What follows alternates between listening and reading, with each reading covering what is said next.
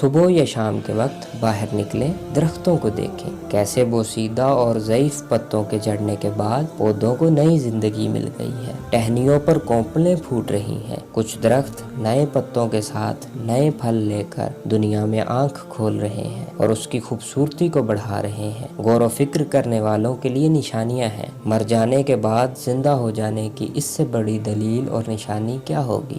ضعف اور بڑھاپا جب موت کے منہ میں دھکیلتا ہے، ہم قبر کی مٹی میں مل جاتے ہیں، ہماری ہڈیاں تک بوسیدہ ہو جاتی ہیں، تو پروردگار پھر سے زندہ کرنے اور اٹھا کھڑا کرنے کا دعویٰ کرتا ہے۔ ذرا ان شاخوں کو ہاتھوں میں پکڑ کر دیکھیں، ان نئے پتوں کو نکلتا دیکھیں اور اپنے ایمان و یقین کو پختہ کر لیں کہ پروردگار ہمیں بھی ایسے ہی دوبارہ اٹھائے گا، ہم اپنی قبروں سے ایسے ہی اگائیں گے جیسے یہ پتے شاخوں سے اگائے ہیں۔ اللہ پاک نے اپنی کتاب میں زمین کے ان نظاروں کو اپنی رحمت کے آثار قرار دیا ہے اور انہیں دیکھنے کی باقاعدہ دعوت دی ہے۔ پھر ساتھ ہی مردوں کو زندہ کرنے کی بات کر کے ہمیں یہ بتایا ہے کہ تم نے ان نظاروں سے کیا سیکھنا ہے۔